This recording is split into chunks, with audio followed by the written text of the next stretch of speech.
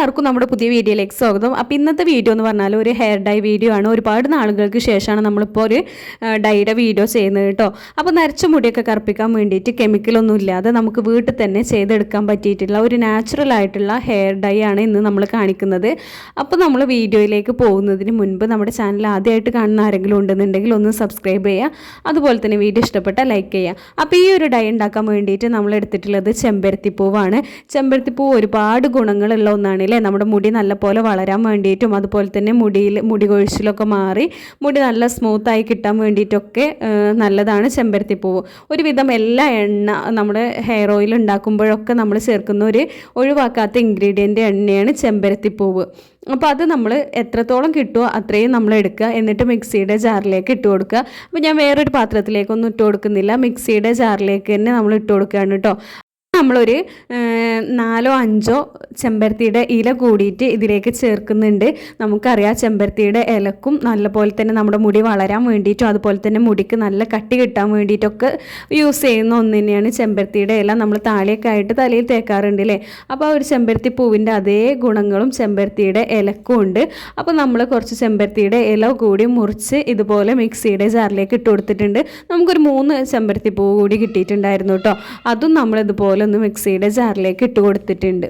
നമുക്കൊന്ന് അരച്ചെടുക്കണം. അപ്പോൾ നമ്മൾ സാധാ വെള്ളം ഒഴിച്ചിട്ടല്ല അരച്ചെടുക്കുന്നത്. നമ്മൾ മുന്നേ വീഡിയോയിലൊക്കെ കാണിച്ചിട്ടുള്ളത് തന്നെയാണ്. ഈ ഒരു ഹെയർ ഡൈ ഉണ്ടാക്കുമ്പോൾ നമ്മൾ അതിലേക്ക് ചേർക്കുന്നത് കട്ടൻ ചായയാണ് കേട്ടോ. അപ്പോൾ കട്ടൻ ചായയിൽ നമ്മളൊരു 2 ഇൻഗ്രീഡിയൻറ്റ് കൂടി ചേർത്തിട്ടുണ്ട്. അപ്പോൾ അതെന്തൊക്കെയാണെന്നുള്ളത് നോക്കാം. അപ്പോൾ ഫസ്റ്റ് നമ്മൾ ചേർക്കുന്നത് 1 സ്പൂണോളം കരിഞ്ജീരകമാണ്. കരിഞ്ജീരകം നമ്മുടെ മുടി നല്ല പോലെ തന്നെ ഉള്ളു വെക്കാനും അതുപോലെ തന്നെ മുടി വളർച്ചേനെ സഹായിക്കാനും നര തടയാനൊക്കെ ഹെൽപ്പ് ചെയ്യുന്ന ഒന്നാണ്. പിന്നെ നമ്മൾ ഒരു 1/2 സ്പൂണ് ഉലുവ കൂടി ചേർത്തിട്ടുണ്ട്. ഇനി കരിഞ്ജീരകം വീട്ടിലില്ലാത്തവർക്ക് അത് ഒഴിവാക്കി ഉലുവ മാത്രമായിട്ട് നമുക്ക് ചേർത്ത് കൊടുക്കാം. എന്നിട്ട് 1 ഗ്ലാസ് വെള്ളമാണ് കേട്ടോ ഞാനിവിടെ ഒഴിച്ചു കൊടുക്കുന്നത്. ഈ 1 ഗ്ലാസ് വെള്ളം ഒന്ന് തിളച്ച് വരുമ്പോൾ നമുക്ക് അതിലേക്ക് ഒന്നില്ലെങ്കിൽ ചായപ്പൊടിയോ അല്ലെങ്കിൽ കാപ്പിപ്പൊടിയോ ഇട്ട് കൊടുക്കുക. നല്ല കടുപ്പത്ത് തന്നെ വേണം ഉണ്ടാക്കിയെടുക്കാൻ വേണ്ടിയിട്ട്. അപ്പോൾ നമ്മളിതിട്ട് ഒന്ന് തിളച്ച് കഴിയുമ്പോൾ ഓഫ് ചെയ്യാതെ ഒന്ന് തിളപ്പിച്ച് ഇതൊന്ന് വറ്റിച്ചെടുക്കുക. ഏകദേശം 1 ഗ്ലാസ് വെള്ളം എന്നുള്ളത് 1/2 ഗ്ലാസ് മുക്കാലാവുന്നത് വരെയെങ്കിലും ഒന്ന് തിളപ്പിച്ചതിന് ശേഷം നമുക്ക് ഫ്ലെയിം ഓഫ് ചെയ്യാം. എങ്കിൽ മാത്രമേ നമ്മളിതിൽ ഇട്ടിട്ടുള്ള ഈ കരിഞ്ജീരകം ഉലുവയിലുള്ള അതുപോലെ തന്നെ ഈ തേയിലപ്പൊടിയിലുള്ള സത്തൊക്കെ നമുക്ക് ഈ ഒരു വെള്ളത്തിൽ കിട്ടുള്ളൂ. ഇതും നമ്മുടെ മുടിയെ വളരെയധികം സഹായിക്കുന്ന ഇൻഗ്രീഡിയൻസ് തന്നെയാണല്ലോ. അപ്പോൾ ഇനി ഇതൊന്ന് ചൂടാറിയതിന് ശേഷം നമ്മൾ വേറൊരു പാത്രത്തിലേക്ക് ഒന്ന് അരിച്ചു മാറ്റുകയാണ് കേട്ടോ. അരിക്കാതെ നമുക്ക് വേണമെങ്കിൽ മിക്സിയുടെ ജാറിലേക്ക് ചേർത്ത് കൊടുക്കുക. അപ്പോൾ നമുക്ക് നല്ല ഫൈനായിട്ടൊക്കെ അരച്ചെടുക്കുന്നുണ്ടെന്നുണ്ടെങ്കിൽ ഈ ഒരു കൂട്ട് ഇതുപോലെ നമുക്ക് മിക്സിയുടെ ജാറിലേക്ക് ഒഴിച്ചു കൊടുക്കുക കേട്ടോ. അപ്പോൾ ഞാനിതിവിടെ അരിച്ചെടുത്തിട്ടുണ്ട്. ഈ ഒരു വെള്ളം കണ്ടോ, നല്ല കടുപ്പത്തിലുള്ള കട്ടൻ ചായയാണ് നമുക്ക് കിട്ടിയിട്ടുള്ളത്. ഇനി ഇതാണ് നമ്മൾ ഈ ഒരു മിക്സിയുടെ ജാറിലേക്ക് ഒഴിച്ചു കൊടുക്കുന്നത്. ഉണ്ടാക്കി വെച്ചിട്ടുള്ള ഈ ഒരു കട്ടൻ ചായ മുഴുവനായിട്ട് തന്നെ നമ്മുടെ മിക്സിയിലെ ജാറിലേക്ക് ഒഴിച്ചു കൊടുക്കുന്നുണ്ട് കേട്ടോ. ഇനി ഇത് നല്ല പോലെ തന്നെ ഒന്ന് അരച്ചെടുക്കുന്നുണ്ട്. അരച്ചതിന് ശേഷം നമ്മൾ ഇത് ഒരു തുണിയിൽ വെച്ചിട്ടാണ് ഒന്ന് അരിച്ചെടുക്കുന്നത്. നമ്മുടെ താളിയൊക്കെ ചെയ്യുന്ന അതേപോലെ തന്നെ. അപ്പോൾ ചെമ്പരത്തിയുടെ ഇലയും പൂവും ഉണ്ടായതുകൊണ്ട് തന്നെ ഇതിന് നല്ലൊരു കൊഴുപ്പായിരുന്നു. അപ്പോൾ നമ്മൾ നമ്മുടെ സാധാ അരിപ്പ വെച്ചിട്ട് അരിക്കാൻ വേണ്ടിയിട്ട് നോക്കിയപ്പോൾ തന്നെ അതിൽ ഒന്നും തന്നെ പുറത്തേക്ക് വരുന്നില്ല, ഒരു ജെല്ലി ആയിട്ട് നിൽക്കുകയായിരുന്നു. അപ്പോൾ നമ്മളിത് അതൊരു തുണിയിൽ വെച്ചിട്ട് അരിച്ചെടുത്തപ്പോൾ നമുക്കിത് അതുപോലെ കിട്ടിയിട്ടുണ്ട് കേട്ടോ. നമുക്കൊരു ജെല്ലി പോലെ തന്നെയാണ്. നമ്മൾ താളി ഉണ്ടാക്കുമ്പോൾ എങ്ങനെയാണോ അതേപോലെ തന്നെയാണ് നമുക്ക് ഈ ഒരു മിക്സ് കിട്ടിയിട്ടുള്ളത്. അപ്പോൾ ഇനി ഇത് കുറച്ച് അധികം ഉണ്ടാക്കി നമ്മൾ ഒരു ബോട്ടിലൊക്കെ ആക്കി ഫ്രിഡ്ജിലൊക്കെ വെക്കുകയാണെന്നുണ്ടെങ്കിൽ സമയമില്ലാത്തവർക്കൊക്കെ ആണെന്നുണ്ടെങ്കിൽ ആവശ്യത്തിന് അതിൽ നിന്ന് എടുത്താൽ മതി. ഒരാഴ്ചയോളമൊക്കെ നമുക്ക് ഫ്രിഡ്ജിൽ ഈസി ആയിട്ട് തന്നെ സൂക്ഷിക്കാം കേട്ടോ. അപ്പോൾ ഇതുപോലെ നമ്മൾ എടുത്തിട്ടുണ്ട്. ഇത് നമുക്ക് താളിയായിട്ടും യൂസ് ചെയ്യാവുന്നതാണ്. കുറച്ച് അധികമൊക്കെ ഉണ്ടാക്കുകയാണെന്നുണ്ടെങ്കിൽ നമുക്ക് ഈ ഒരു ഹെയർ ഡൈ തേച്ചതിന് ശേഷം കഴുകി കളയാനും ഈ ഒരു ചെമ്പരത്തിയുടെ താളി പോലെയുള്ള ഈ ഒരു ലിക്വിഡ് മാത്രം മതി കേട്ടോ. അപ്പോൾ ഇത് നല്ല ഒരു കട്ടിയുള്ള ഫോമിൽ തന്നെയാണ് കിട്ടിയിട്ടുള്ളത്.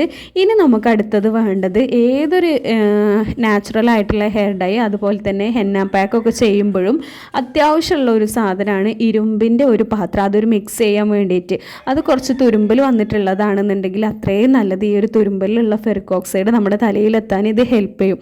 അപ്പോൾ ഞാനിവിടെ എടുത്തിട്ടുള്ളത് നല്ല പോലെ തന്നെ തുരുമ്പൽ പിടിച്ചിട്ടുള്ള ഒരു പാത്രമായിരുന്നു.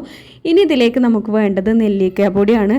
അപ്പോൾ നെല്ലിക്കാപ്പൊടി എടുത്തതിന് ബാക്കിയൊക്കെ സൂക്ഷിക്കുമ്പോൾ നെല്ലിക്ക പൊടിയാണെങ്കിലും അതുപോലെ തന്നെ നീലാമരി മൈലാഞ്ചി പൊടിയൊക്കെ ആണെന്നുണ്ടെങ്കിലും നല്ല പോലെ തന്നെ കവർ ചെയ്തിട്ട് വെക്കുക. അതല്ലെങ്കിൽ നമുക്ക് കട്ടയൊക്കെ പിടിക്കും.